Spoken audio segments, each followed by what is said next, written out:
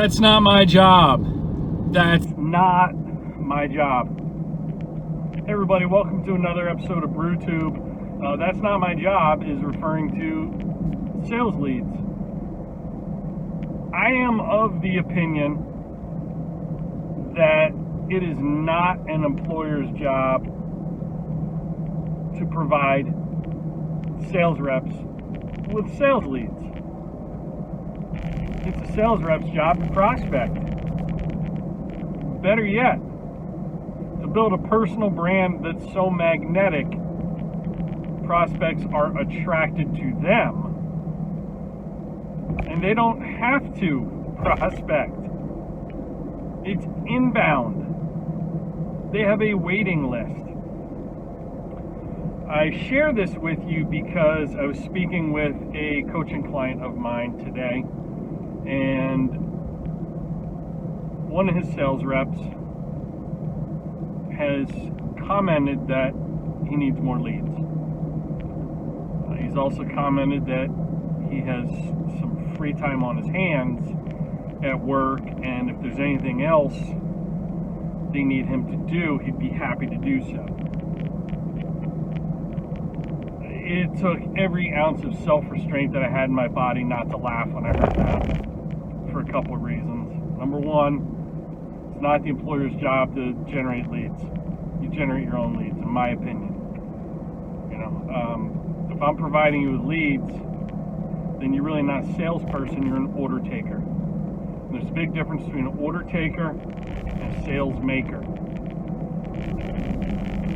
Number two, I've never met a sales rep that had free time. So my clients ask me, Coach Brew, what should I do? What would you do if you were in my shoes? And my response was, here's what I can tell you. The sales rep,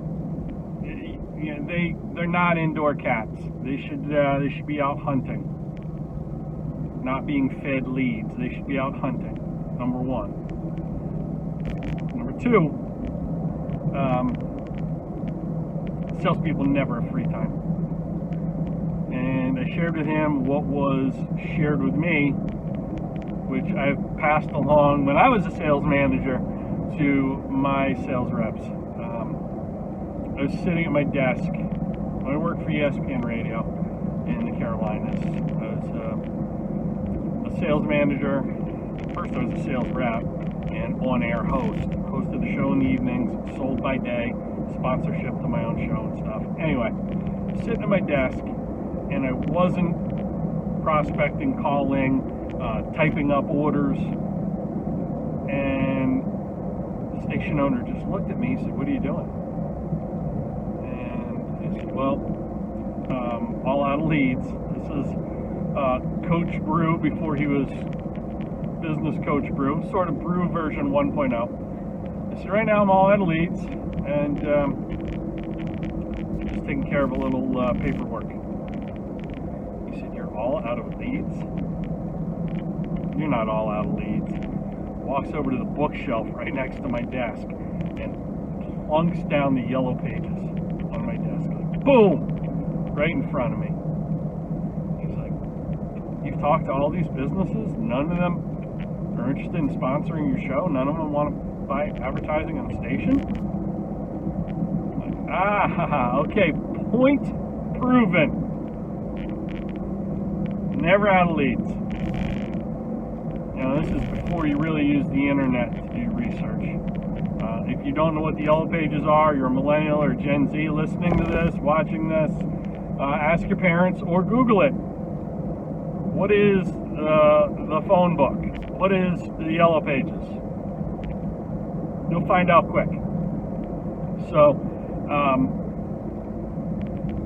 fast forward a couple of years, I'm the sales manager of Fox Sports Maine up here, where I live now, and I had a sales rep say, "I need more leads.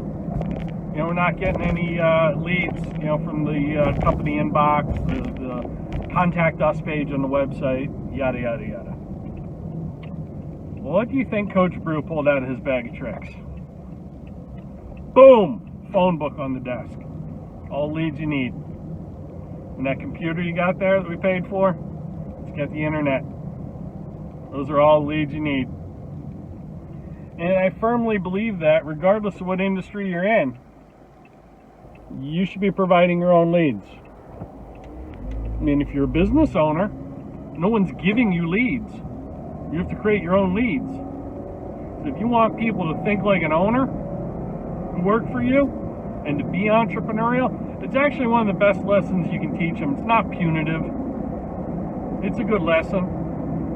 You generate your own leads, and what's better than generating leads and making cold calls is building a personal brand, or a brand that is your business, that is so strong that it's magnetic. It attracts the right people, and also repels like a magnet. Will repel the wrong people, the wrong fit. So that's the kind of brand you want to build. And you won't have to prospect. You'll have a waiting list. But that's one of those easier said than done scenarios. It takes a lot of work. It takes a lot of work where you don't see immediately the fruits of your labors. You make a cold call, you're either making a sale or getting a no, typically. If it's, you're selling widgets or something that's not consultative or has a long sales cycle. So you're getting immediate feedback. It's either a yes or a no. But building a personal brand and creating something so attractive that people are drawn to you, there's no immediate return, which is why so few business owners, entrepreneurs, salespeople do anything of that sort. They're too busy being busy, right? Well, you're not too busy. If you want to reap the benefits on the back end, busy people find time. That's the bottom line. You can put the work in on the front end to make it easier for yourself on the back end by building an attractive brand. Prospecting. If you think about it, there are plenty of examples of a brand so attractive that they have people beating a path to their door. Look no further than Apple. When they release a new iPhone, the new iPad, the new MacBook, what happens? Especially with the iPhone. You have people sleeping out overnight in front of the stores to be the first ones in there to get the limited quantity available. That's building a magnetic brand. What are some other brands that operate in similar fashion?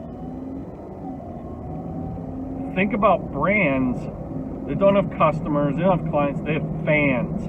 Fan is short for fanatic. People wait outside in line overnight for concert tickets, back before like Ticketmaster.com. Those brands are magnetic. You go online to Ticketmaster as soon as tickets are released for a concert, to your favorite, a show for your favorite artist. That's a magnetic brand. They don't have to prospect. Limited quantity, get it before it's gone.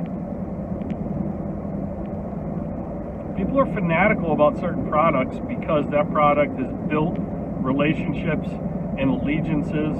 They've given and given and given before they've ever asked for anything back in return. And I think that there's a lesson in that for all of us. So how are you building a brand so attractive that you don't have prospects? You have a waiting list of customers, which then turns into raving fans. Now, they might not be sleeping out overnight outside of your brick and mortar store to get the next widget that you sell, whatever the case may be. But they may be beating a path to your door so strongly and with such volume that you do create a waiting list, that you do sell out in a very time-sensitive manner. But again, you got to build the relationships on the front end to reap that benefit on the back end. This has been another episode of BrewTube. you want to get more content like this, head on over to coachbrew.com, and you have an opportunity at the top of the page to subscribe to my e-newsletter.